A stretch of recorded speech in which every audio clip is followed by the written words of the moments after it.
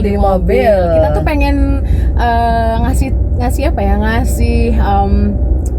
Ngasih bukti, Tentang bukti cintaku padamu.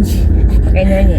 Ya, bukti bahwa ya orang biasa kayak kita bisa juga kok punya having conversation yang enak didengerin ya kan, yang insya Allah bermanfaat ya. Maksudnya nggak mesti jadi artis dulu, lo harus baru bisa bikin obrolan enak gini gitu maksudnya. Nggak perlu jadi stand up comedian dulu ya kan. Yang selalu kita tonton ya. Jadi sekarang ini kita kebetulan tadi memang kita lagi ngobrol-ngobrol tentang apa sih yang lagi trending di media sosial ya.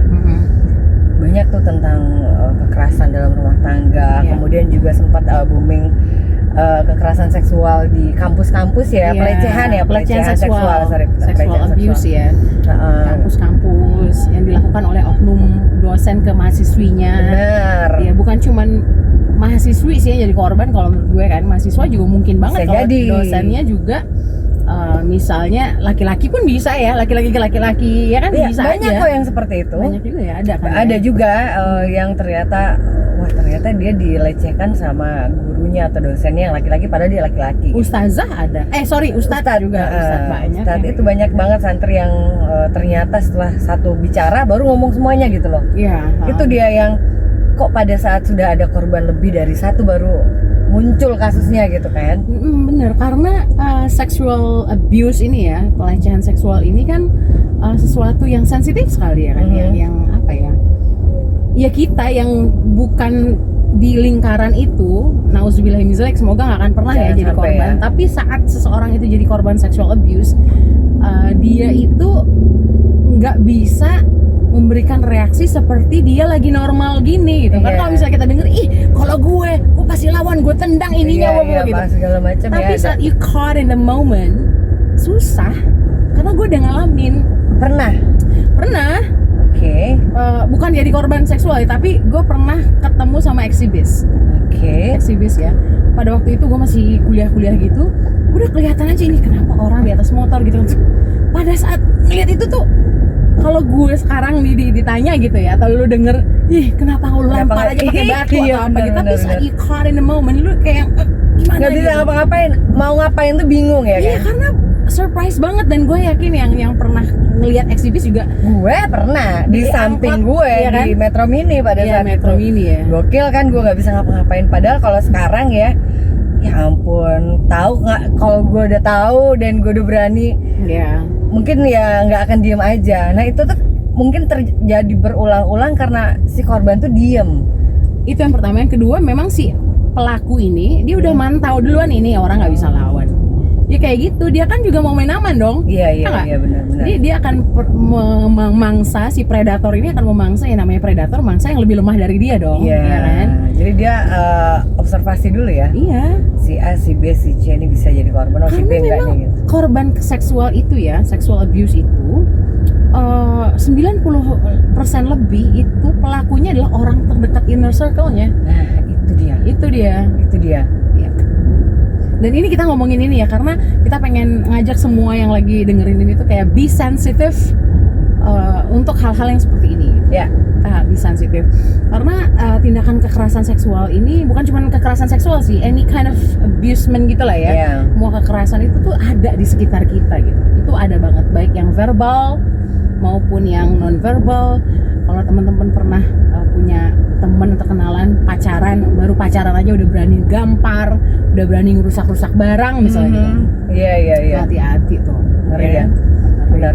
Berarti itu memang ada kelainan jiwa, emosionalnya dia ya. Iya kan? Banyak penelitian tentang itu kan, ada yang karena masa lalunya juga pernah digituin, ada yang karena kurang kasih sayang, kurang figur orang tua kayak gitu. Banyak banget. Nah, kita sebenarnya pengen bahas secara tuntas, tapi mungkin kita nggak bisa, waktunya juga nggak cukup kali ya kalau semuanya kita. Dan harus ada pak polisinya, harus ya kan, pengamat, ininya, aktivisnya harusnya gitu. Tapi at least this is a problem and we can actually do something about it, you know. Kita tuh bisa sebagai orang biasa ini tuh bisa gitu ya. Karena kejadian-kejadian kekerasan baik yang seksual maupun yang nggak seksual itu terus terjadi karena korban itu takut ngadu karena banyak pertimbangannya. Iya. Kalau yang banyak pertimbangan tuh terutama yang seksual ya, mengarah ke seksual. Banyak pertimbangannya. Menurut lu apa aja pertimbangannya? Kalau menurut gue sih kenapa itu tuh ya takut disalahkan gitu si korban. Dia udah jadi korban, terus kita ngomong, terus kita malah disalahkan gitu. Contoh yang sangat konkretnya adalah korban pemerkosaan Ya, justru di drop out dari sekolahnya. ya itu dia. Padahal dia tuh korban kan. Iya, iya. Kemudian disalah-salahkannya, habisnya lu pakai baju yang Kebuka misalnya. sih, nggak pakai kerudung ya. Lu terus emang Ngerti. kalau aduh susah gue. Iya tapi kan atau V ya kan, kalau misalnya lu pakai bajunya tertutup, tingkat ngemancing, ininya nggak nggak memancing, katanya Iya, gitu ya. elah, siapa bilang? Ada juga kok santri-santri pakai kerudung, kalau udah bejat kan pelakunya dihajar Tetep juga aja, ya, gitu. Jadi benar-benar. maksudnya tuh ngelihatnya tuh ya jangan langsung ngejudge gitu loh ya kan. Iya. Nah itu tuh yang membuat perilaku ini tuh ada terus karena si korban mau speak up, banyak banget pertimbangannya, takut malah disalahkan. Dari korban 2 kali, bahkan saat dia ngelaporin pun jadi bahan ejek-ejekan gitu. Iya, sama oknum-oknum Sama juga ya. oknumnya juga gitu saat bikin Iya. laporan. Nah, gimana kronologis kejadiannya gitu. Nah, ini nih Ya, itu membuat kronologis dia kejadiannya ini kan, ini yang ditanyain ya. Inget-inget lagi dan jadi traumatis lagi. Nah saat dia menceritakan pun ya Seperti ada cemoohan digoda-godain ya. ya. Gimana? That's the problem ya kan. Iya, apa dong yang Yang- bisa kita lakukan gitu supaya ya paling tidak kita bisa dibilang memutus langsung kan yang A long journey lah. benar. Long shot banget kalau Saya memutus ya. panjang ya ini ya. Gimana? Yang pertama tuh Bagus kita ya. harus educate dulu dong, yourself. Yang paling penting tuh diri kita sendiri ya kan. Kita edukasi bahwa abuse is abuse gitu ya. Mau itu dari Siapapun. perempuan ke laki-laki, laki-laki Iya. ke perempuan, yang tua ke yang muda, yang muda yang ke yang tua, itu yang namanya abuse is abuse. Violence is violence gitu. Iya. Kekerasan tuh ya kekerasan, mau dari perempuan ke laki, laki ke perempuan, anak ke ayah, ayah ke anak, yang namanya kekerasan. Jadi itu dulu deh kita samain ya. Berarti siapapun korbannya ini nggak hanya perempuan ya. Iya, betul. Kita nggak hanya bicara korbannya itu perempuan, Tapi memang kebanyakan benar. ya. Jadi educate dulu, kita bareng-bareng belajar, sama-sama belajar bahwa ya udah this is not right gitu ya. Ini nggak benar. Jadi harus yang nggak benar tuh apa aja kita belajar, baca terus. Dan gue yakin ya ada sesuatu yang insting deh, masih ada insting nggak sih? Kayak kalau ada sesuatu yang something is not right, like your guts tell you this is not right gitu ya. Hal-hal yang itu tuh, dan itu kan kesensitifannya itu tuh harus dilatih gitu. Iya. Dengan ya empati, dengan mendengar ya kan. Itu yang kesensitifan itu harus dilatih. Kemudian building awareness dengan saling support each other kalau menurut gue. Ya. Mulai dari anak-anak, apalagi anaknya perempuan, laki-laki sama aja, di-educate gitu. Kalau nggak ada yang boleh megang ini kamu ya, ini harus begini. Dan yang yang masih sering banget gue kita lihat itu anak-anak walking naked itu dianggap lucu gitu, ngerti nggak sih? Keluar ya, kalau dia habis mandi di rumah pakaiin baju ya oke lah. Cuman dia keluar rumah dengan nggak pakai baju gitu ya. nggak pakai baju naked gitu tuh, ih lucu banget, ih kelihatan tuh ini kayak gitu tuh. Dianggap lucu, padahal itu tuh kan cikal bakal ya yang kayak gitu ya. Jangan sampai itu dikira sama anak hal yang biasa gitu ya. Betul. Yang terakhir gue ngeliat di TikTok ya, ada video yang itu kayak powerful banget. Jadi ada signal itu yang bisa menyelamatkan nyawa seseorang dari sexual abuser gitu ya. Sinyal tuh kayak gini, I need help. Gitu ya. Tanpa, jadi kan gini, kode. kalau misalnya lu lagi sama pelaku predator atau apa gitu, lu kan sangat takut itu. Lu kan jadi sangat takut, sehingga gimana caranya lu ngirim sinyal ke orang tapi si pelaku tuh nggak tahu kalau kita lagi ngirim sinyal. Hand signal kayak gini, I need help ini nih adalah sinyal yang belakangan tuh lagi dikampanyein besar-besaran gitu. Jadi ceritanya ada anak gadis usia 16 tahun di Amerika gitu ya. Dia itu di kidnap, di-abduct lah ya, dicuri gitu, diculik gitu, sama laki-laki umur 50, early 60 lah ya, 60 tahunan gitu, udah tua, tapi dia masih sehat gitu, dan masih gila ya, dan nggak waras ya gitu. Terus dia karena masih anak kan suka main TikTok kan, di TikTok dia pernah ngelihat sinyal ini, I need help gitu. Jadi dia tuh si cowoknya, si kakek-kakek itu bawa mobil, dia di sampingnya, dia cuma lihat kaca, sambil nangis tuh ya, berharap orang ngerti sinyal ini apa. Ada yang nangkap. Akhirnya ditangkap sama seseorang kayak gini ya, dia begini-gini berkali-kali begini-gini kelihatan karena kacanya kan ini ya apa bisa kelihatan dari luar gitu. Transparan ya. Akhirnya ditelepon 911. Dia ngomong sama 911 kayaknya Sama orang yang nangkap sinyal ini ya. sama orang yang nangkap sinyal ini gitu ya. Oke.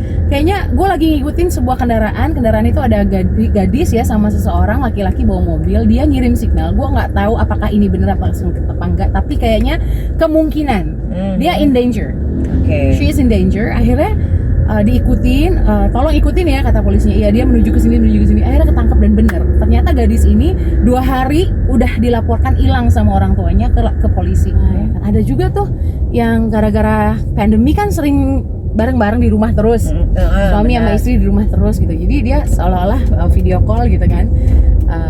Dia nahan nangis tuh, senyum-senyum aja tapi tangannya begini-gini sama temennya. Oh ya lu nggak ngajak gue ngopi? Ngajak deh gue ngopi, kita keluar yuk. Sambil begini-gini dia. Tangkap sama temennya, ketangkap sinyalnya maksudnya ya. Akhirnya dijemput dan selamat gitu. Jadi kesensitifan ini yang kadang memang si victim, si korban itu nggak punya daya untuk melawan karena dia udah mentalnya udah kena duluan. This is mental game gitu loh. Mental kita udah kena kan emang susah. Ini ada berita nih di kota kita tempat kita tinggal di Padang. Baru bulan November ini ada ayah yang mencabuli anak kandungnya. Yang satu usia 48 tahun, yang satu usia 50 tahun, yang 40 tahun ini mencabuli anaknya yang usianya 16 tahun. Oh, 6 tahun. 6 tahun. Anaknya ini cerita ke tetangganya, ada yang bagian itunya sakit gitu ya. Tetangganya ngadu ke mamanya marah malah lapor polisi, ditangkap. Yang usia 50 tahun mencabuli anaknya umur 13 tahun. Anak yang 13 tahun itu kakaknya yang kedapatan kok bapaknya tuh keluar dari kamar adenya ini pakai sarung gitu. Diliatin ke adenya, kamu habis ngapain gitu ya kan? Kenapa? Ditanya-tanya ya ternyata dia ngaku. Sudah 2 kali setelah ditanya. Lu kebayang nggak kalau kakaknya nggak sensitif? Iya. Kebayang nggak kalau kakaknya berulang terus ya kan? Gue yakin tuh masih ada yang kayak gitu yang takut ngomong karena dia ngerasa powerless. Gue cuman anak, dia bapak gue atau dia seseorang yang lebih powerful daripada gue gitu. Gue tuh punya kenalan di Nurani Perempuan ya, Women Crisis Center gitu, di sini juga di kota kita di Padang.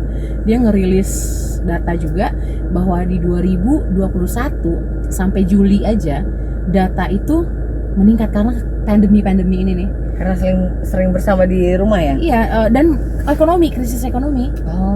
Krisis ekonomi, stres ya kan, berantem, kekerasan lah, pokoknya domestic violence ya, ini konteksnya domestic violence itu kekerasan dalam rumah tangga.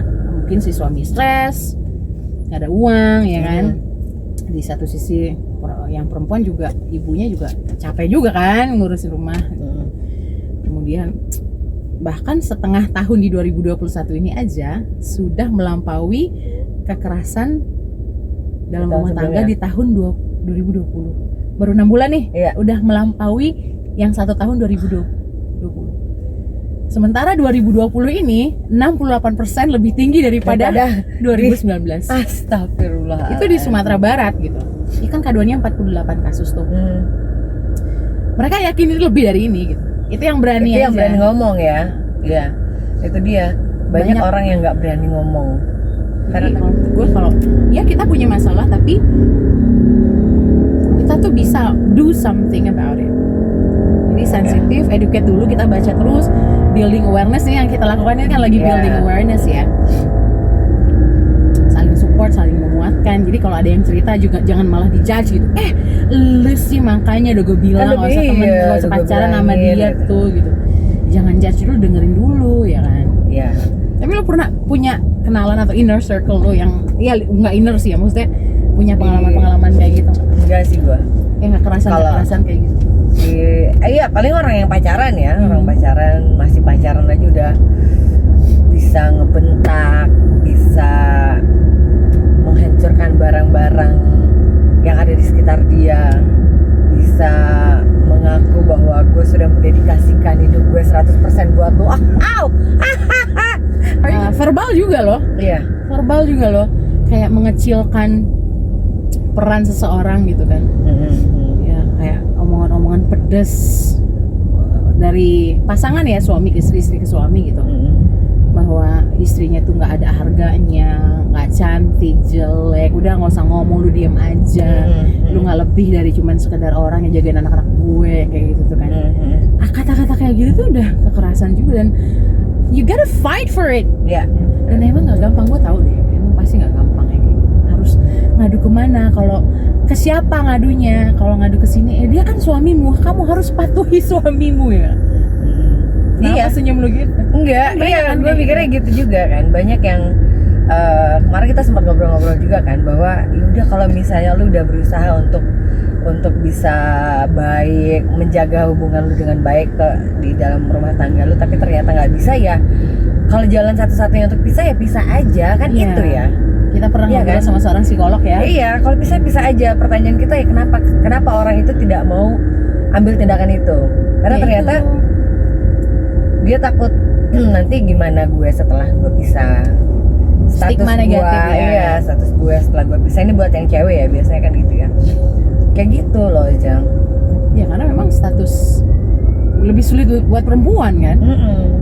Iya benar. Status yang sudah divorce itu lebih negatif ya. Maksudnya divorce yang hidup ya, bukan divorce yang meninggal gitu. Tapi beban itu kan lebih berat ke perempuan kan. Iya benar. Dan ya itu ya, ada cerita juga ya bahwa ada satu kantor, dia sudah pisah sama suaminya. Si teman-teman sekantornya itu, istri dari teman-teman sekantornya malah aware ya. Iya, itu tuh dia tuh deket sama si A, dia tuh kan udah pisah sama suaminya. Seolah-olah memang status itu tuh apa banget gitu. Iya, kayak menggoda banget. Emang iya lu makan berdua? Enggak, gue berlima, atau enggak bang? Itu lucu banget. Dia makan berlima, dan itu tuh cowok-cowok sama yang satu orang wanita yang sudah pisah sama suaminya kan, dianggap yang apa ya, jelek banget kayak image-nya. Itu yang gitu. yang apa? Makanya orang-orang pada ragu untuk mengambil tindakan. Kita bukan berarti mendukung ya, bukan berarti mendukung. Oh kalau ada masalah ya nggak bisa pertanyaan, ya udah pisah aja, nggak gitu konsepnya bang. Ya, gitu. But you gotta fight for something that worth it, right? Yang pantas untuk diperjuangkan aja. Ya, benar. Banyak juga loh laki-laki yang ternyata jadi korban abuser kayak gitu karena pasangan perempuannya yang abuser banget gitu. Iya benar. Ada juga yang kasus terakhir pelecehan seksual ya, sama lima rekan. Oh yang MS ya, yang KPI pusat.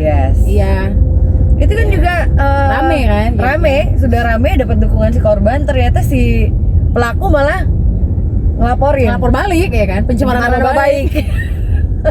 Ya sama di salah satu oknum dosen di Unri kan gitu juga kan. Laporan balik denda menuntut 10 miliar karena pencemaran nama baik. Terus itu tuh terduga ini ya, yang dilaporkan ini nyium si mahasiswi. Mencium di kening ya kalau gue nggak salah. Nggak tahu tuh. Terus alasannya itu adalah ciuman ayah ke anak gitu.